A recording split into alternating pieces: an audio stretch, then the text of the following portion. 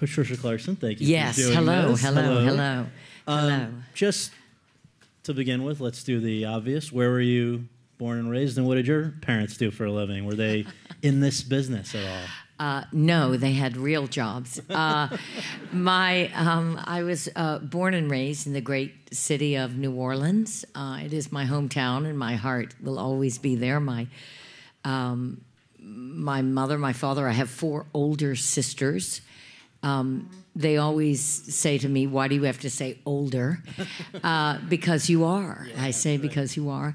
But I have gorgeous sisters. I love them. I'm very close to my family. But I got my father was an administrator at a hospital and ran a children's home when we were young, and my mother raised us, but then to pay for college education, she went into real estate. But then ultimately, my mother's a powerhouse. She ran the city of New Orleans. She was president of the city council under 2 mayors, they were. I think my father was trepidatious about me being an actress, leaving New Orleans, going to New York to finish up my degree. My mother was thrilled, and so, but they've been my biggest supporters for my whole life. So, and my sisters, my family. So, well, I'm very lucky. Let's talk about how this interest in acting first emerged. I was reading a little bit before this, and I want to ask you, who is Ethel Eister? Is that how you say it? Easter? You're so not New Orleanian. Her name is Ethel East. Miss East was my high school drama teacher and helped shape me and make me the actress I am very early on. She knew that I wanted to be an actress, and she was encouraging, and she thought I had some amount of talent, and she fostered it. And so I owe her much. And I was 15, 16, 17. And I think we're lucky when we have someone at a very early age who really kind of helps us who actually tells us you have talent. Let's nurture it. Because I think at a young age we are sometimes, we're drawn in many directions. Why do you think you gravitated towards acting? Is it the youngest child thing? Or youngest children generally get the attention. It's right? Or how does? No, my parents were very good. They spoiled me when they started to baby me when I turned 30, and I said, "Well, you're too late." It's the strangest thing. No, I don't know. I think I was very emotional child. I was just an emotional child, and I think acting gave me an outlet for my passion and my emotional life that I actually had early on, and was able to channel into acting. And I think it helped me stay sane. Yeah. Well, the goal, as you mentioned, I guess initially is get to New York, right? But you didn't start college there. So how did you wind up studying there and then staying on the East Coast for graduate school at a little place we know you may have heard of called Yale University's School of Drama? Yeah, no, I transferred to Fordham, and I wanted to go to school in New York, and my parents said, you can go to New York as long as you finish your undergraduate degree. And so I had an aunt who was dean of admissions of a university aligned with Fordham in New Orleans. Anyway, I ended up at Fordham. It was the best decision I ever made. I met another mentor of mine, Joe Giuseppe. And then I went off to Yale School of Drama for 3 years.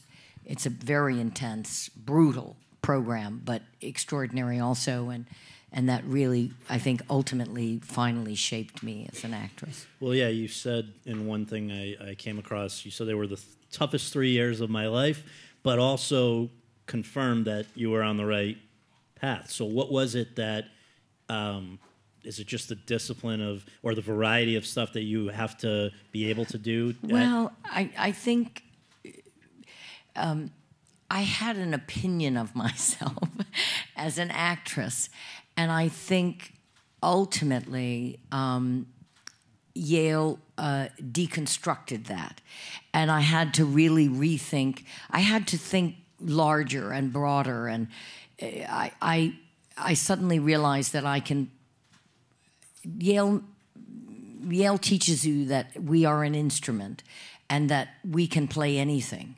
We can be the young leading lady if we want to be, but we can also be the bawd in Pericles. We can be the young leading lady in Shakespeare. We can be Juliet, but we could also play Gertrude, or we can play, you know, the bawd in Pericles. We can play anything as long as we understand that we have to become something else. We have to transform ourselves. But that a part of us is probably always in us. In every performance, there's some facet of you. And I also hadn't done a lot of comedy. And when I was at Fordham, you know, I did Hedda Gabler and Betrayal. And I was like this serious, you know, young leading lady. And I had a high opinion of what I was going to do. And then I got to Yale, and everything was just broken apart. And I did crazy, crazy things. And it really... I found a sense of humor and a lack of vanity. It took my vanity away, which is the look. Do I want to look good? Yes. But as this is me, Patty. But as an actor, the worst. I think one of the most valuable things to learn is to let go, and to yourself and your image of yourself has to fade in order to become what is required of you. So when you finished at Yale in 1985, you got to go out into the real world and earn a living as an actor for the first time.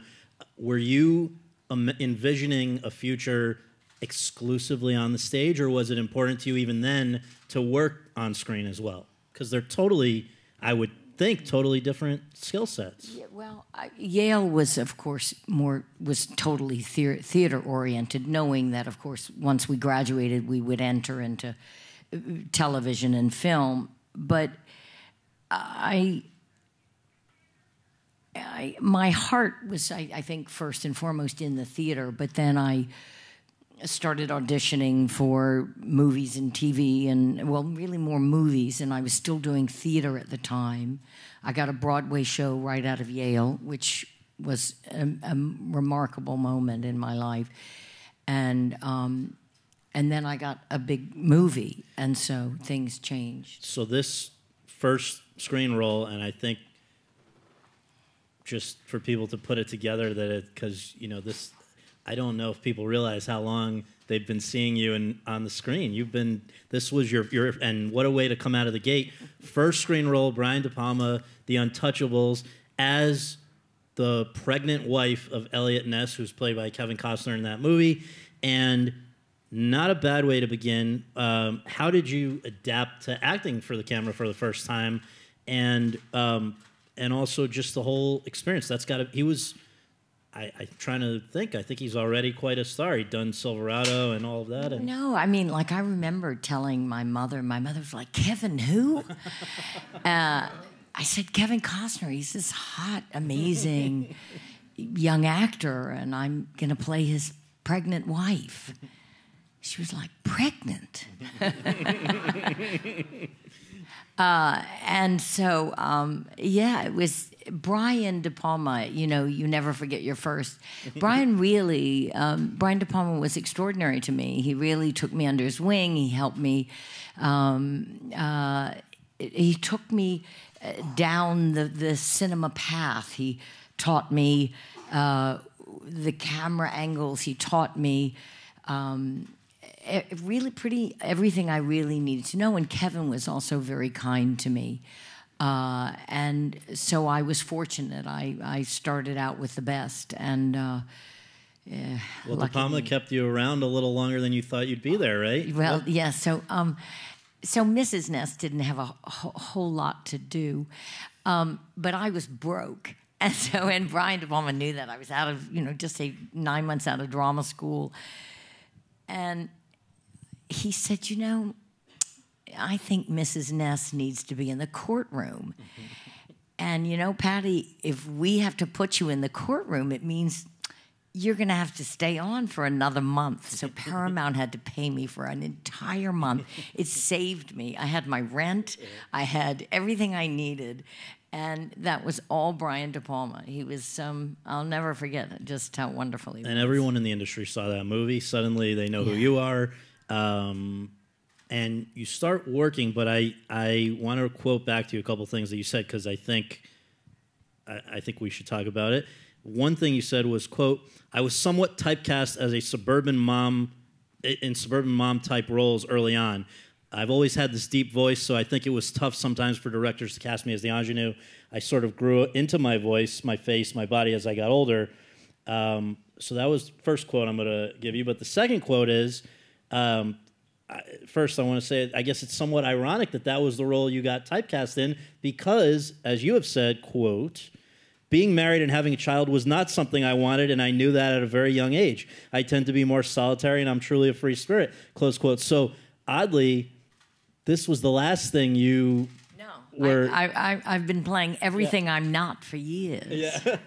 No, I've had some parts. Yeah. And I mean, that's the thing, is I'm a less conventional, traditional person, even though I grew up in a very old-fashioned Southern house, but not conservative, but I am a free spirit, and I just knew early on the life I wanted, and it didn't necessarily mean marriage and children. And I think, as I know I'm an anathema in this world, but that's just who I am, and I knew it thankfully early on.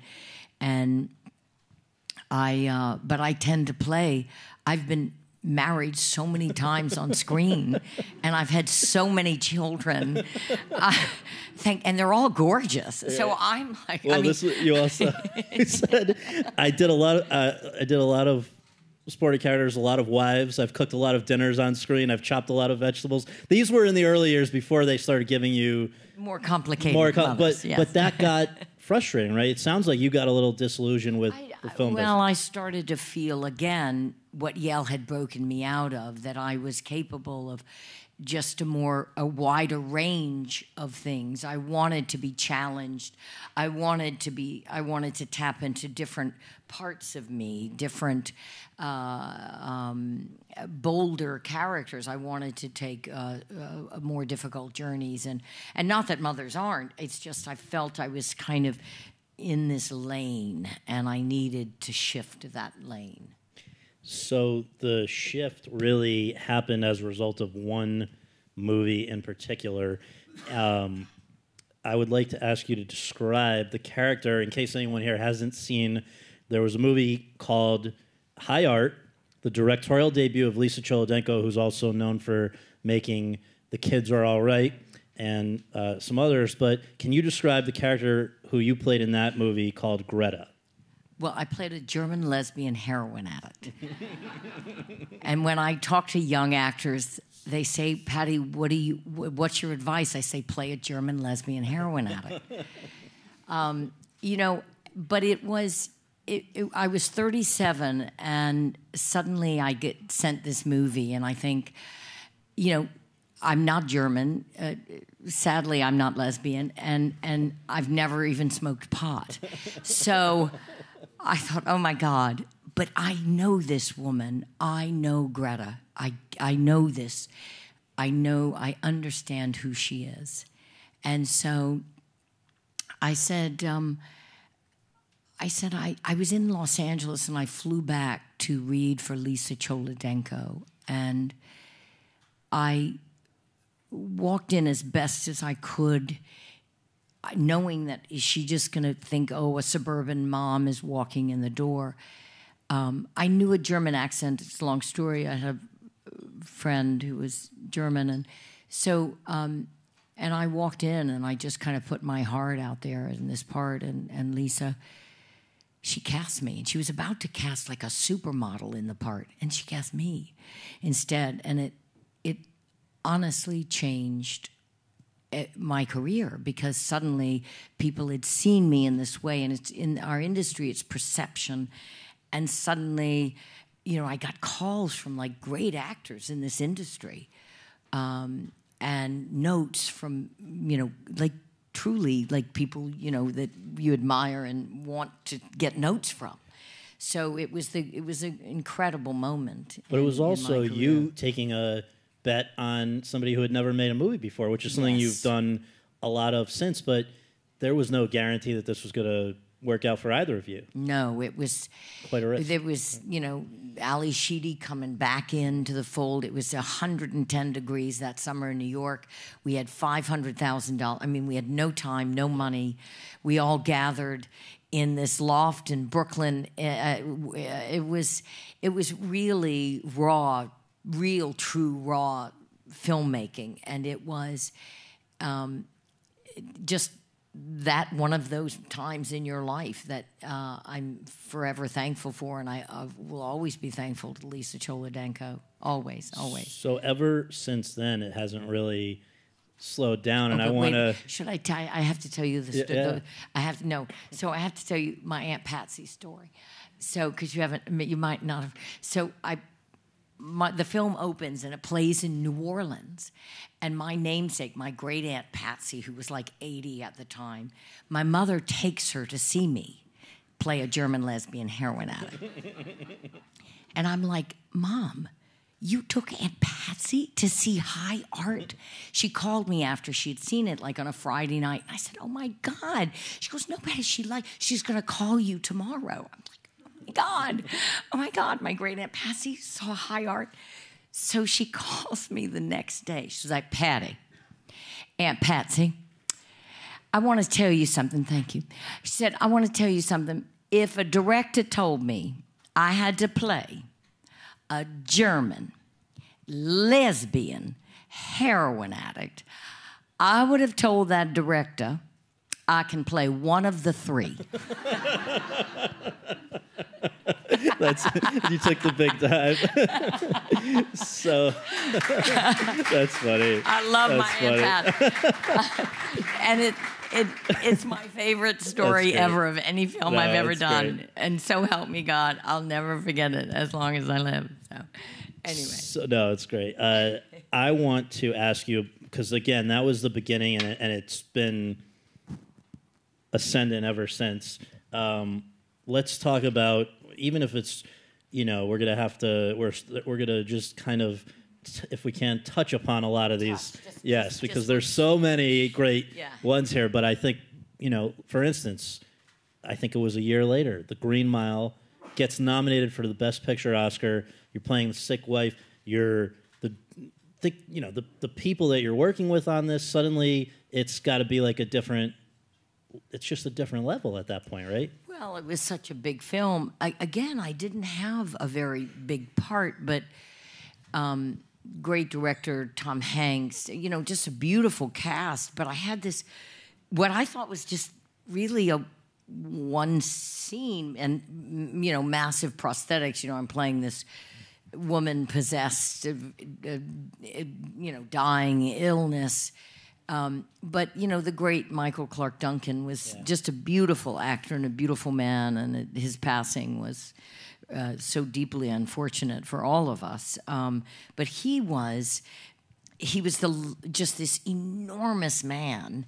And then they also just put him on apple boxes, and they lowered all the doors. But he is so responsible for helping me. The love I have for him on screen is so genuine when I give him that medal at the end, because he was truly one of the kindest people I've ever met in this industry. One of my all-time favorites is a movie called Far From Heaven, Todd Haynes, and you play, just in case, you know, just to sort of set the scene here, in this case, the best friend and neighbor in the 1950s suburban America of a white woman who falls in love with a black man, and the friend sort of turns out not to be such a great friend. So for this performance, this was the first time that on screen for screen work you were really recognized by the industry. You won the Best Supporting Actress, National Society of Film Critics, and New York Film Critics Circle Awards. Suddenly, and those people sometimes poo-poo awards, or I put it in my bathroom, or I use it as a doorstop. But I mean, I think the value probably is that it exposes you to so many more great artists who want to work with you. Right? New York film critics, they're a really tough crowd. No, that was a very big honor, and I remember all of my friends were just, when it was announced that I had won supporting actress that year, it was one of the big highs of my life, and because I know how tough critics can be, but doing Far From Heaven with the great Julianne Moore, who, as you know, was just here. We are friends, and I'm honored to be honored with her. She's a beautiful, beautiful lady, and we had a great time working together, a wonderful time, and it was easy to be her best friend. It says a lot about her. She's quite fabulous and delicious. So yeah. All right, so that was 2002. Now, 2003, I don't know in the history of movies how many people have had a year like this. And so let's just start with only the ones that were at Sundance, which is the beginning of the year. You came with 3 films, which we'll go into each of them in a second, but The Station Agent, All the Real Girls, and Pieces of April. Actually, I think there may have been a 4th as well, the Barons. Canadian film, Baroness and the Pig, that was there in the international. I had 4 films. 4 films at one film festival, and left with a special jury prize for your work in all of them, which, again, they call it special because they don't usually give that. So let's start with The Station Agent, another first film of a director who has since only directed a Best Picture Oscar winner called Spotlight. This is Tom McCarthy, who, they have an eye for talent and recognize you, but it goes both ways. So, well, Tom, I got a call. I mean, this is what we dream of as actors, is a great director. A first-time director, I didn't know he would turn out to be a great director, but I get a call that, this young, new, first-time director is writing a part for you. And I didn't know him, but he wrote it for Peter Dinklage, for Bobby Cannavale, who were his friends, but he's writing you this part. And I thought, oh my goodness. And then I read it, and I thought this was so extraordinary and so personal, so funny and charming and liquid. In case somebody hasn't seen it, just a quick log line, and hopefully what the point of giving some of these log lines is if you haven't seen it, go find. These days it's easier. The Station Agent. And this one's great. I don't think I've ever met anyone who didn't love The Station Agent. It's probably the most loved film I've ever done. Basically, a grieving artist who ends up unlikely friends with a dwarf with a small man, and this kind of guy who runs a hot dog truck. Yeah. So it just is an odd mixture of characters, but it's really it's a lovely film, and I think it holds through time. And we're at the 15-year anniversary, and we might do an Academy reunion. Oh, that'd be great. Yeah. That's awesome. So. Well, you've all since then been pretty busy. Peter Dinklage, is Game of Thrones. Bobby Cannavale, he's won a few Emmys. And McCarthy, as we said. So I thought you were going to say you might do a sequel. Oh, that would be cool. Interesting. I'd be game for that. Second one is All the Real Girls, a mother of a kid who's falling in love. This is for David Gordon Green, another big director, wonderful part. But it was it was a radical film, and he's a very cool filmmaker, and he shoots very improvisational. So it kind of was great to work with him. It shifted me in ways that hadn't been shifted. So. And then, last but definitely not least, for reasons that we will explain in a moment, a mother dying of breast cancer who on Thanksgiving reunites with her estranged daughter in another directorial debut. This is Peter Hedges, Pieces of April, another movie like The Station Agent, like High Art, made for either $500,000 or less, and became the talk of the film fest. No, it was a beautiful moment for me. You know, it shows you don't need money. You just need great writing and great actors and a great director. I mean, money's always nice. Don't get me wrong. I like being paid. I like having a trailer. I like having my own toilet. I like having a lot of things, and I like accoutrements. But I do know that a lot of times, often, you have to make very big sacrifices with smaller films, and it's worth it because the film is not going to be made if you don't. You know, if you have to give up the ghost, you have to, you know, be willing to. It's rough and tumble, and you have to roll with it. But it's worth it every time. Yeah. So you come out of Sundance with that hat trick of great roles and the special award, and then there was another one which is one of the weirdest, but also one of my favorite movies ever. A movie without sets for a guy who's known to be a little nuts, Lars von Trier, called Dogville. And it's with Nicole Kidman, it's Lauren Bacall, this unbelievable group of women in particular, and you among them. What was that one like to make a movie? It's got to be more like theater than... Yes, right? It was... I don't know if any of you saw this, but you know Lars von Trier. He's always on the edge. So he just took an old warehouse kind of, and we had, you know, our houses were drawn in like white chalk. So we would just but we'd have to pretend that, you know, we're walking through a door, and then we're in my house, and my kids are there, and Stellan Skarsgård is there, you know, but we're walking, you know, it was all in our heads, in our minds, and so it was. My father saw the film and he goes, "Patty, I think you needed doors." That's he should get into film criticism. That was so. But yeah.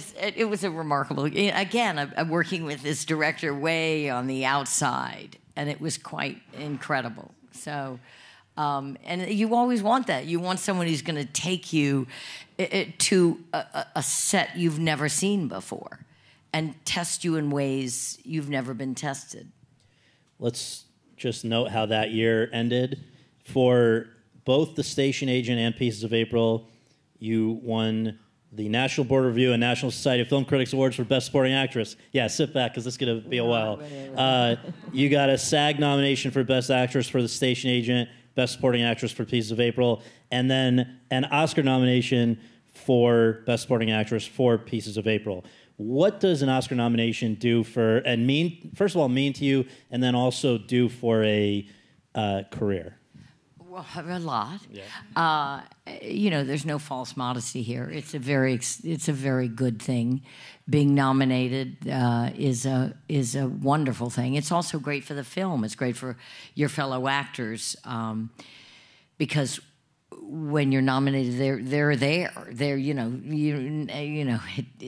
never act in a vacuum, and so everybody is acknowledged and. It's quite beautiful how excited and how that it's a very positive and wonderful moment to be there, and it's glamorous and it's sexy and it's you know, when you wear sheer dresses with underwear that's invisible. It's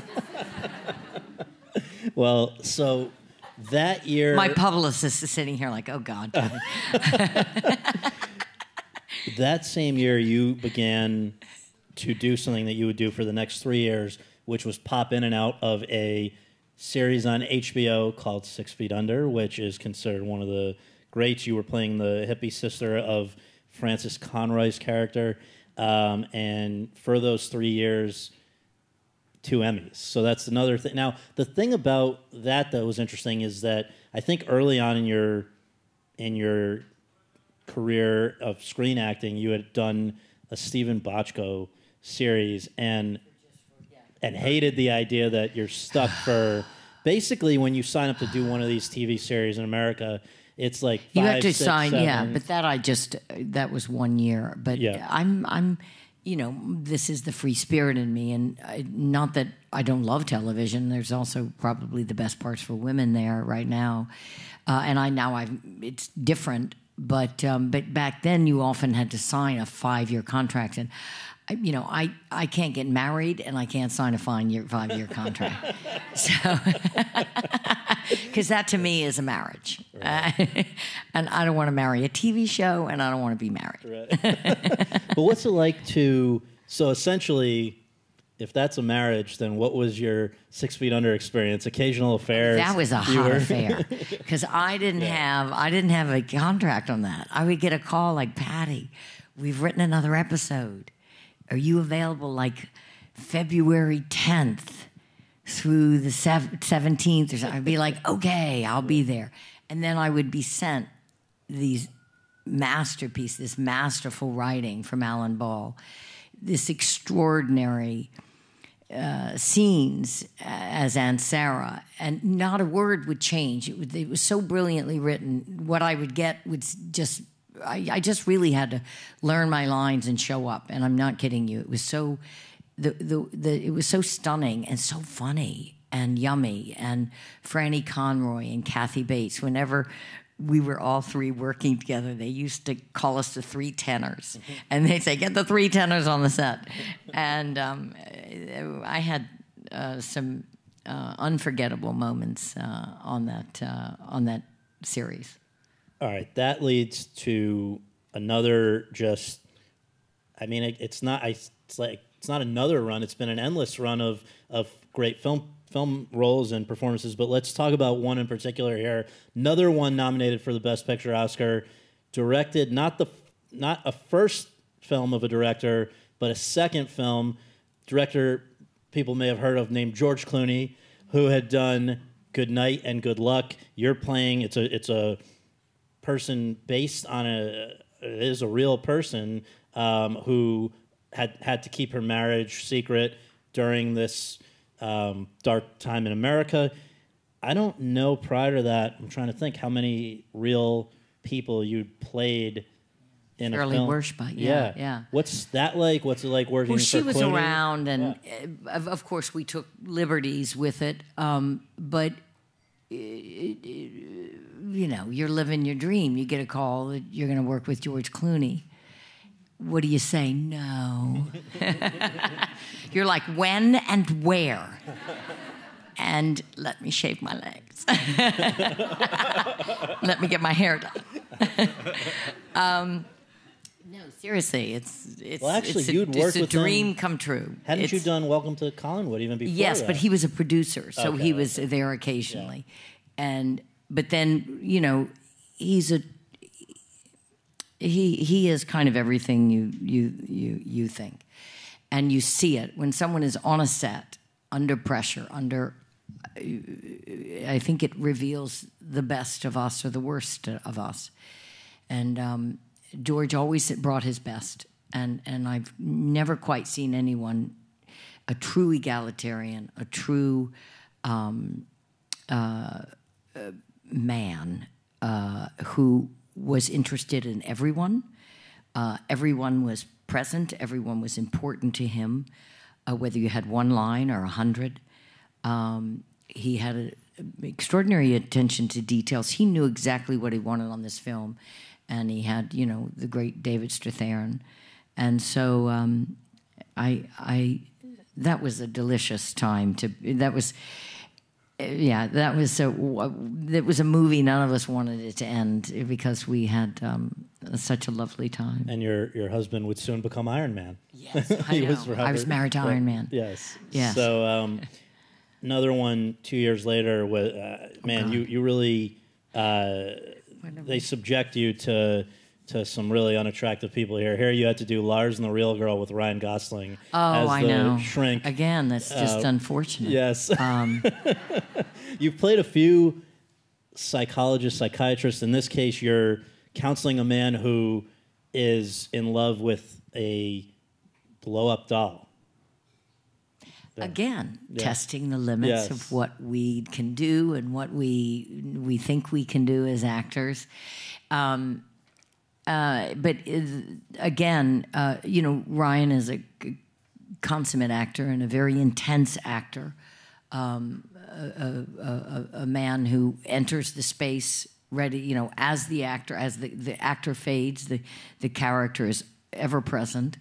And I loved playing that character. I had to find a different part of me that was still and quiet.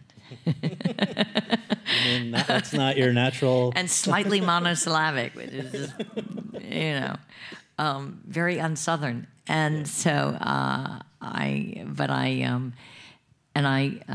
liked Craig, that director, and I think he really knew what he was doing with that film from the very beginning. So a year after that was the beginning of a couple of important collaborations that we'll talk about where they picked up later. But this was also the first time it was through this movie that I got to interview for the first time. And let's just mention who your castmates were. Sir Ben Kingsley, Penelope Cruz, Dennis Hopper from Easy Rider, for a Spanish director, Isabel Coixet. She's Catalan. Yes, and this movie was adapted from a novel by Philip Roth, as sort of revered as they come from American literary names. And this was a movie called Elegy. You're having a relationship with a man who then sort of you discover in a very memorable way that he's involved with somebody else. But just why did you hit it off with Isabel and Sir Ben to the extent that you did, and that you would want to work together again and again after? I don't know. I wish, I don't think there's any specific reason, but Isabel and I got on very well. We're of similar age, of similar lifestyles. She has a beautiful daughter, but we just, we're fiercely independent women, and we just really got on as friends. And Sir Ben, he's brilliant and so fabulous, and you would want to spend many hours with him. But I met him briefly on a Sunday night. I'm not kidding you. We shot in Vancouver. I met him very briefly on a Sunday night for like a drink. And on Monday morning, I was naked with him. I said, "Hello, sir." Yeah. That's how I met him. Yeah. Basically, I spent the day naked with Sir Ben. Yeah. It's nice. But we had to start with our sex scene. And I'd never really done quite that level of a sex scene, but I went in my 40s, and I was like, "Come on, Patty, get over it." But he was, of course, perfect and a gentleman. But as long as I live, I'll just never remember walking in and "Hello, Sir Ben." Yeah, very good. And spending the day naked and into the night. It was a lot. I was like, "Are we going to keep shooting?" And it obviously wasn't unpleasant for any of you, because you, Isabel, and he then, I think probably pretty soon after, started trying to get this next one going, but it took 6 years until learning. 7, almost 7, 8, yeah. For learning to drive, which people can see this afternoon. Yes, yeah. Here and at it's this one festival. of my favorite films I've made. It's near and dear to my heart. I love Katha Pollitt. The beautiful essay is based on that was in the New Yorker, and it's a wonderful film. It is about, of course, a middle-aged woman, but I like it, and the women here will understand. This isn't about a woman getting her groove back. This is about a woman who had it and lost it. This is about a woman who's an intellectual, a fierce intellectual, had a stunning husband, a beautiful daughter, a life in New York City, but just forgot to look up seriously just forgot to look up from the pages and take in her life. And so her life kind of disappears around her.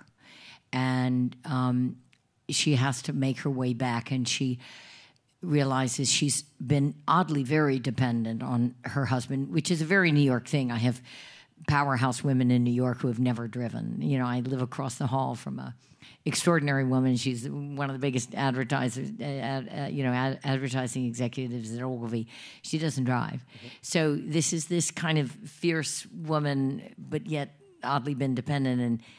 And there before her appears this beautiful man, this Sikh, and their cultures come together, and they seem distant, but they've both been through heartbreak and trauma, and they come together in this incredible way. I highly recommend seeing it. I don't think you'd be disappointed. I hope not. No, it's incredible. So that leads into the current decade where we're still talking. No, this is good. This is good. So within back-to-back years, 2 Woody Allen movies, Vicky Cristina Barcelona and Whatever Works, and a Martin Scorsese movie, Shutter Island, which he says he only wanted to make because of the one scene that you and Leonardo DiCaprio share in that. Yeah. So there's those movies with the great New York filmmakers, along with Spike Lee, the trio of the greats that are currently sort of associated with New York. But in the middle of that run was a much lower profile movie from a Canadian filmmaker that offered you, I think, for the first time, a chance to play a leading role in a film, and you knocked it out of the park. This is a Canadian woman, your character, happily married woman, not somebody that's, running away from anything, but who just basically, while waiting to be met by her husband in Egypt. Yeah. I meet this wonderful man in his Cairo time. And again, one of my favorite films. And I loved working with Ruben Nada, who I'm fortunate to also call my dear friend and beautiful filmmaker. But again, a gift to be handed this part. I got like notes from certain incredible people in this industry after they saw it. And it was just a beautiful classic leading lady part, a part that we all dream of playing when we're not. I was in my 40s, and I got to go to Egypt. I got to go to Cairo right before the Arab Spring. It was we got in right before, the turmoil, and I loved Cairo. I loved the Cairenes. It was a chance to see just a part of the world I'd never experienced, and so it was almost art and life blending. It was Patty in Cairo and my character in Cairo, and I was sort of falling in love with my leading man, and I'm falling in love with my leading man on the movie. Everything. Was that overshare? I don't know. It was one of the most romantic times of my life. It was really beautiful, beautiful. So all of this, I'm going to just mention a few things. You don't even, if you have something you want to interject, but just to make sure we note. Yes, and we talked. Oh no, we're getting to it. But I mean, just en route to the most recent stuff. But you, Andy Samberg, and Justin Timberlake in Saturday Night Live's follow-up to Dick in a Box, it's called, if you maybe have caught it here. The follow-up was called Mother Lover, where they are very fond of you. That was they decide on Mother's Day to give each other's mother to each other. Yes. I remember. No. That's all right.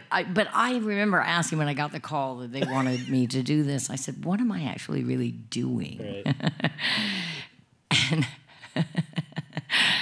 I remember telling my mother, "Well, Mother, I don't think you've seen this Dick in a Box, but it's a sequel." So that's that. 2010, you and Stanley Tucci, who have worked together a lot, did Easy A, which, as the parents of Emma Stone, that's one that... And she's, just yummy. 2014, not only was learning to drive, but something I was lucky to see you in on Broadway with Bradley Cooper. Again, unfortunate. Yes, how do you suffer for all of us? That was a remarkable The experience. Elephant Man. Yeah, that was an amazing time. Another nude scene yes, that you navigated. I had to be naked again, but like, why now? Right. Why not when I was 25? But then appeared in the 5th and 6th seasons of House of Cards, which is about as big a series as you can get on Netflix. One of my favorite characters, Jane Davis. Yes. I really love that character. And a lot of other great actors on that show. Yes, and Rob. Oh my God, yeah. It was, so, but that showed that maybe you were beginning to be more open to the idea of limited degrees of television, right? Because so that is exactly what Sharp Objects is, this limited series on HBO, which I don't know how available HBO is in it is available here. Yeah. And have you all seen or heard about Sharp Objects, where this lady, first of all, it's adapted from this best-selling book by the same author as Gone Girl, and it's not. I always want to say Gillian Flynn, but it's Gillian, right? Gillian. It's Flynn. like Gilligan's Island. Yeah, Gillian. So you play a character unlike anything we've ever seen you do before in this. Adora, who is an unconventional mother, I think is the best way to say this without spoiling it for anyone. You sort of, I guess you came to be a part of this one because Amy Adams is a fan of yours? Well, bless you, Amy. No, Amy was she said, I think the only person to play this is Patricia Clarkson. I knew her we were acquaintances, from seeing each other at a red carpet events or something. And she was instrumental in me wanting me for this part, and then HBO and everybody signed on, and so that's how it happened. It's that simple. They didn't have all the episodes written, but I read enough to say, of course, and it was probably one of the most difficult parts I've ever done in my career in ways that I didn't even prepare for. Well, just in the sense that I know it was a very long shoot, you're away from home, and you're playing somebody who's got issues. Right. So is that something that, does it make it harder to just leave a character at the end of the day when you can't step right back into your own life? I think when you're in the middle of a character, I think some part of you is forever changed, and that remains. And it's just the burden we have as actors. I think we give up parts of ourselves often. How many actors are in this audience today? Are there any actors here? None? There's no actors here? But I think as actors, I think it's important, and I've said this, Adora is a brutal character, one who suffered a traumatic childhood, and it's a cyclical illness and violence that is carried on through her life and her children. But I do think you have to love the people you play. You have to own them. You have to be true to them. Because I think if you ever start to judge them, you will never fulfill what that character should and can be. And so I came at Adora in light. In light, I kept her as much light as I could till the darkness descended, of course. But I saw her as a woman who thought of herself as a magnificent person and mother and beautiful and glamorous and gracious and good for the community and good for all of the town folk. And the deception, of course, is that she's very good at deception. And so. Is she so good that she has deceived herself, or does she know what she has done? And I ask that because I guess it totally changes your experience as an actress if, in a sense, she is herself playing a character, or if she truly believes she becomes something something other. Yeah. And I think she thinks it's all for the good. It's all about keeping your children close and keeping them in control and keeping them tied to you forever and ever. And so, you know, it was tough. It's the first time when I was shooting something, I never went back home to New York. I just stayed kind of in a Dora world. I had to, you know. I think even my dog was frightened of me.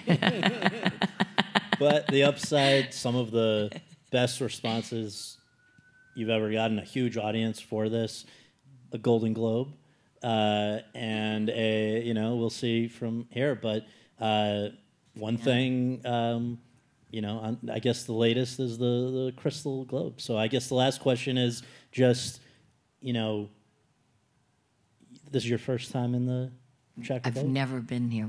I saw Prague for 2 days before I came here.